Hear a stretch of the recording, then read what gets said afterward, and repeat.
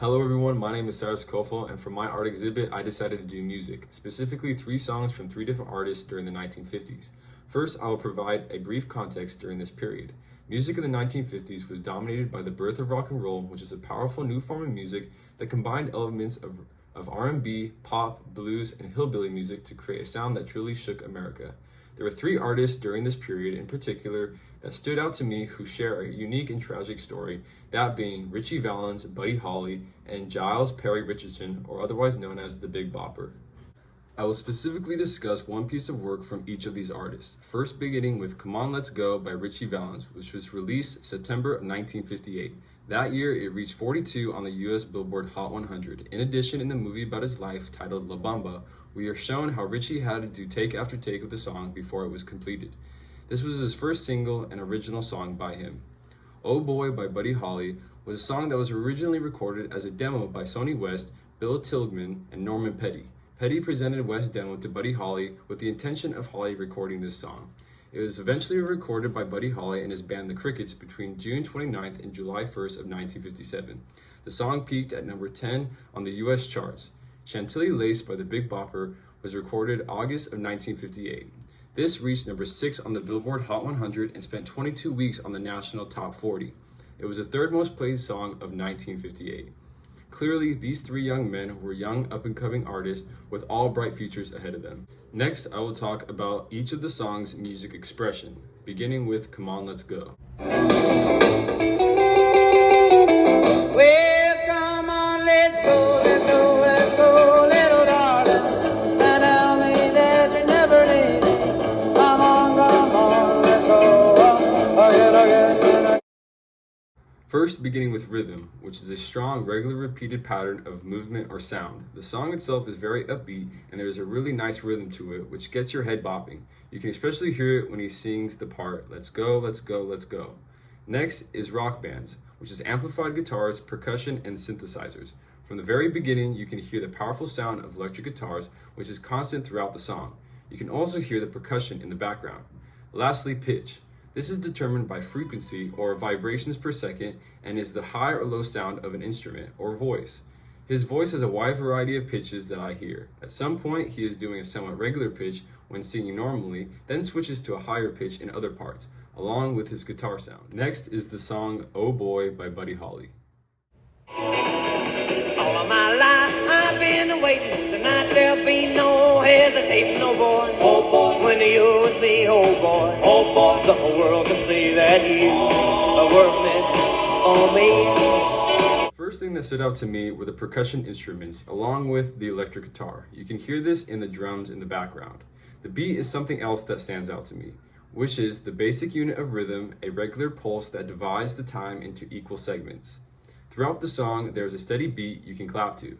The song is also in an AABA format with a 12-bar blues verse and an 8-bar bridge. Next, the harmony, and this is defined as the simultaneous combinations of sounds that adds depth central to most Western styles, based on Western scales. After Buddy Holly says, oh boy, you can hear other singers in the background saying, oh boy, in harmony. Lastly, the theme. This is the main melodic idea used as a building block in construction of a large work. The main theme, in my opinion, is an upbeat, faster-paced song with a wide range of vocals. Lastly, the song Chantilly Lace by the Big Bopper. Make the world go round. There ain't nothing in the world like a big-eyed girl that make me act so funny, make me spend my money, make me feel real loose like a long-necked goose, like a girl. Oh, baby, that's what I like. The musical term that I relate with the song is syncopation. This is accents that fall in between strong pat-your-foot beats. When he is speaking in between lyrics, there is a nice pat-your-foot beat all throughout the song. Next, brass instruments, which is cup-shaped mouthpieces attached to a length of metal tubing that flares at the end into a bell. Along with other instruments, you can really hear what I believe is a saxophone. Lastly, the monopsony texture. This is single voices sung or instrumental, for example, singing Happy Birthday. All throughout the song, his single voice is dominant. In the beginning and throughout the song, he acts as if he is having a conversation and begins with his iconic "Hello, baby" introduction. Why include these songs in particular in my art exhibit? Well, to put it shortly, all these songs, specifically artists, have an incredible history and background.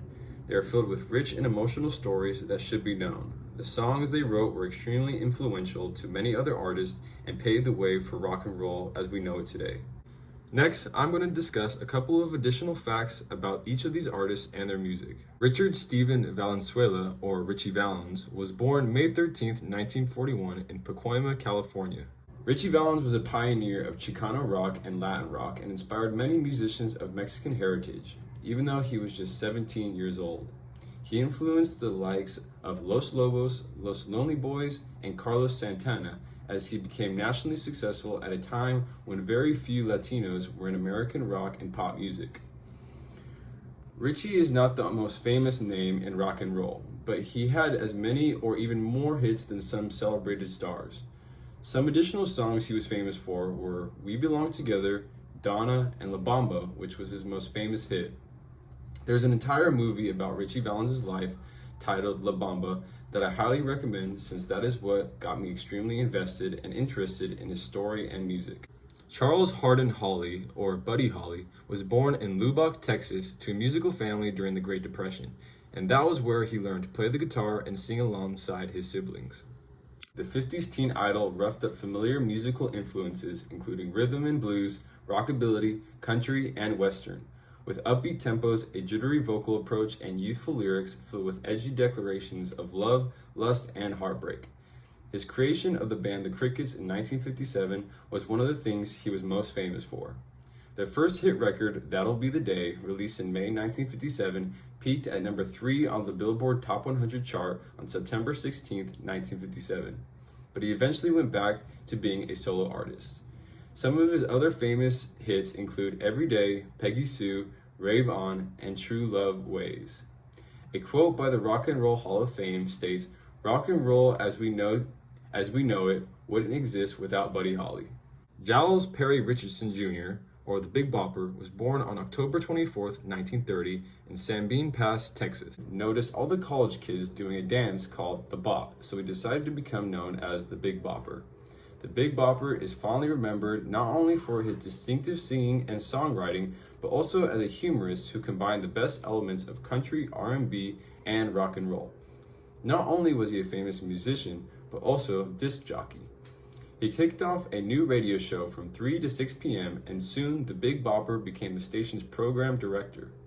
Some of his other famous hits include Crazy Blues, Walking Through My Dreams, and Big Bopper's Wedding. Sadly, these artists' careers would be cut short when a tragic event took place. After mechanical difficulties with the tour bus, Holly had chartered a plane for his band to fly between stops on the Winter Dance Party tour. However, J.P. Richardson, the Big Bopper, who had the flu, convinced Holly's band member, Waylon Jennings, to give up his seat, and Ritchie Valens won a coin toss for another seat on the plane. This would be the last anyone saw these artists alive, because on February 3, 1959, all three artists tragically died when the plane crashed in Iowa. Buddy Holly was 22, the Big Bopper was 28, and Ritchie Valens was just 17 years old. This infamous day will be referred to as the day the music died. Even though these artists passed away, their influence and love for music will live on forever. When I was growing up, I was completely fascinated with these three artists' stories and music, especially Ritchie Valens, after I watched the movie based on his life. His incredible influence and love for music really inspired me, and to see what he accomplished at such a young age is absolutely amazing. Also, the tragic way in which these artists died makes their stories that more sad, but at the same time inspiring and legendary. I've always loved this era's music, especially those three songs and those three artists in particular. All of them played a pivotal role in shaping not only rock and roll, but music in general, and I'm glad I was able to share a little about that with you today. Thank you. Shot is dark, he shot it at your heart. So if we ever part, then I'll leave you.